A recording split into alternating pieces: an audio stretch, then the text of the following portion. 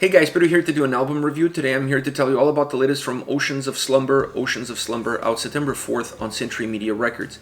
This album has 12 tracks, 71 minutes in length, and this is the band's 4th full-length studio album. Normally when you see a band releasing a self-titled record, it means that they've reached the pinnacle of their career. It's too early to have that discussion about Oceans of Slumber. This is their 4th album. They have so many years ahead of them. It's just premature. Having said that, this album is their best record to date. So titling it Oceans of Slumber to me is really appropriate from two different perspectives. One, because this is finally their real sound, if you will. They found themselves. This is what Oceans of Slumber is supposed to be. This is what the band is all about. This is how they're going to build towards the future as far as sound is concerned. And on the second side of things, I've never seen an album better titled than this one, because as you're listening to this record, you feel yourself swimming or trying to stay afloat in an ocean of slumber. That is the kind of mood, the kind of vibe that you're going to get across this entire record. The moment that I got into the album, the first thing that I noticed was how eclectic the sound was. Just really polarizing, pulling in different directions, very diverse, very dynamic. There are no two songs alike. The structures are different. The way they're constructed are different. The way they're coming at you are different. It's just a very robust and very diverse sounding album. And normally when you have an album like that spreads across 12 tracks in 71 minutes, there's always the danger of the album breaking apart from song to song. Not having a red line that really guides you through all of the tracks, that connects you from the first track to the last track, and it feels a little bit disconnected. It feels more like a collection of songs than it does as a full-length record. It's not the case with this album, because as dynamic as the sound is, there are two other elements that really keep the album together. And that's the overall atmosphere that the album holds and Cammy's vocals. Now, going deeper into the sound before I talk about those two elements, because those two elements are really important on how this album works across all 12 songs and how it allows it to be as dynamic, we really have to touch about the sound and like I said, and how diverse it is. The guitars on this record are exceptional. I love the sound that they have. The melody, they're dynamic, they're diverse, they really pull in different perspectives. They give you different looks, they give you different feels, they give you different atmospheres, different vibes. They're just rich in life and sound. I don't think I've ever listened to an Oceans of Slumber record that had guitars as crisp, as polished, as driven, as enigmatic as they are on this album. Extremely well put together. The sound is just robust across every single track. It doesn't matter if the guitars are more melodic in a song or they're more or heavier in another, or even within the same track, because some tracks are just absolutely schizophrenic, if you will. They change on the dime. It doesn't matter what kind of sound you're going to get from the guitars. The consistency and the quality that you're going to get on every single song is just out of this world. Really incredible job, not only performing, creating the sound, but in how it was recorded, how it was captured, really magnifies the beauty of the soundscape that this album holds. The drums also, and keyboards, those two also play a huge role, a very important element within the sound itself. I love the atmosphere that they created, specifically coming from the keyboards. They're not there just to create melody. Obviously, melody is a result of it, but they create a very unique, a very interesting atmosphere that really spreads across the whole album. And that was the main point of consistency that I found across this whole record, was that atmosphere. Most of it's coming from the keyboards and from this haze that it creates, that dissipates, and it moves from one song to another to another. So it doesn't really matter how much the song changes musically. The keyboards are always giving a very similar vibe, a very similar somber atmosphere on every single song with every single passing moment. The drums have more of a baseline factor to how this record is put together. They really create the foundation of how the album is constructed as far as the sound is concerned. They give some consistency to everything else, and they allow the guitars to be as dynamic as they are, and they allow the tracks to be as robust as they are, because they always give a sense of comfort. They always give a sense of knowing what the path is, and allowing the guitars to go off that path, but knowing exactly what they need to do in order to come back to that path. So it's really important to have the sound of the drums to be this interesting, but also this robust across every single track, because it allows the guitars to be a little bit more diverse. It allows them to go into different arenas and still feel like they're interconnected to how the overall tracks sound. Now, the other element that I mentioned with the atmosphere that's really a binding element of consistency that allows the record to be as diverse as it is Cammie's vocals. Overall, when you look at the vocals, they're very dynamic as well. They're not one size fits all from the first song to the last song. There are changes. You get clean vocals, you get harsh vocals, you get her incredible soulful vocals. So there's a lot there to digest from a vocal perspective. It's definitely not a straightforward album from that perspective. They use them really well. The first part of it is I like how they used the harsh vocals. They didn't fall in love with them. They didn't use them on every single song. They didn't use them at every single opportunity. In my opinion, that would become very boring and redundant. It would just seem like the same formula being used over and over again. It would lose its impact when you finally need them to have this strong boost, this strong energy that comes into the tracks and just absolutely explodes with everything around it. So I like how they use them, but not how they abuse them. Is perfect across all 12 tracks. Knowing exactly when you need that element, when you need that change, but at the same time knowing when you don't need to use it.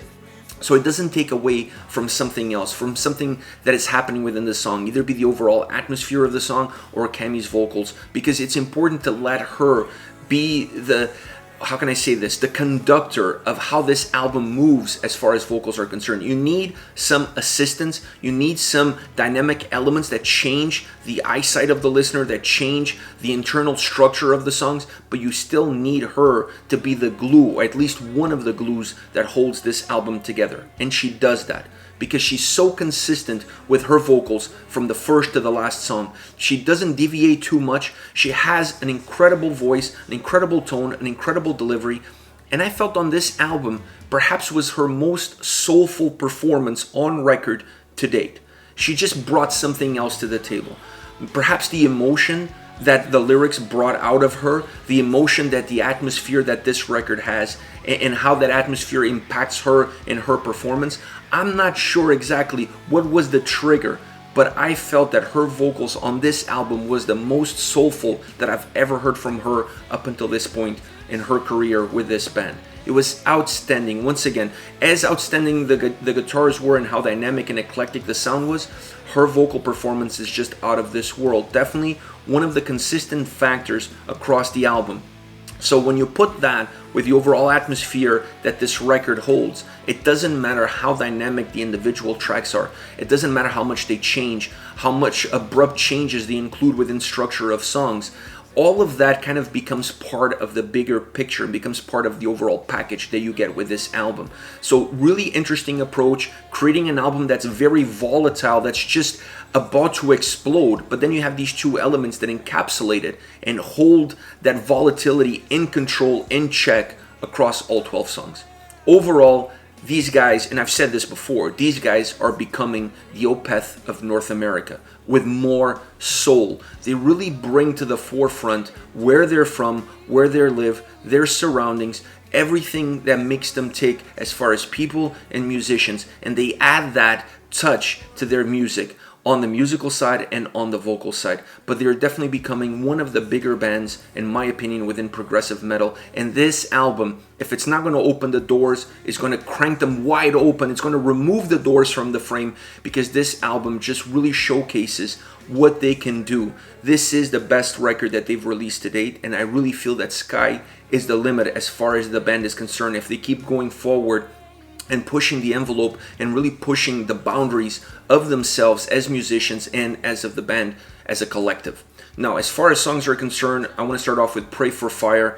Great opening guitar melody, and the vocals come at a distance, and I love that, because this is a song that feels like it's gaining momentum, is growing as it moves along. It grows musically because it becomes heavier as it progresses, but it also grows vocally because her vocals start off deeper in the mix. They feel almost hidden within the mix, and then as the song progresses, she starts to take more of a center stage presence. As the song becomes heavier, her presence also becomes more noticeable as the track moves along. I love it. I love how it grows. I love how much heaviness it gains as it's moving along. A song that feels, like I said, like it's gaining power as it progresses. That progression culminates with harsh vocals towards the end of the track. They just put a stamp on the song. you're not almost expecting them because the song is already gaining so much momentum. It's already gaining so much heaviness that you almost feel like this song could do without. But when those harsh vocals come in, they just absolutely destroy everything. They are the climax of the track, both musically and vocally. Then after that, you feel like there's a return to the more somber atmosphere, the more somber sound that this song holds, and it dies out that way. So it's almost like it reaches its climax and then it just dips down and it's over. And I love how they constructed that song, and I love this dynamic of just absolute growth all the way to that climatic moment. Next, Total Failure, Apparatus. The opening harsh vocals really push you. They kick you into the song. The song remains heavy, but Cammy's vocals really balance it out, or they try to balance out the heavier side of the band and the heavier side of the song with the more melodic, the more progressive side of the band and the more progressive melodic side of the song. But this remains the heaviest track on the album. I have no doubt about that whatsoever. Perhaps more musically than vocally, but vocally as well. I feel like it's neck and neck, but this is definitely the heaviest song on the record. It just has a lot of power. Cammy's vocals are there, but they don't have a huge role. They don't have a huge presence.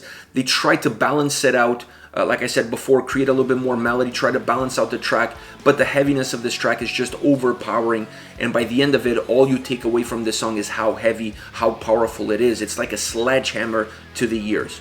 Last but not least, The Red Flower, very different song from the previous two.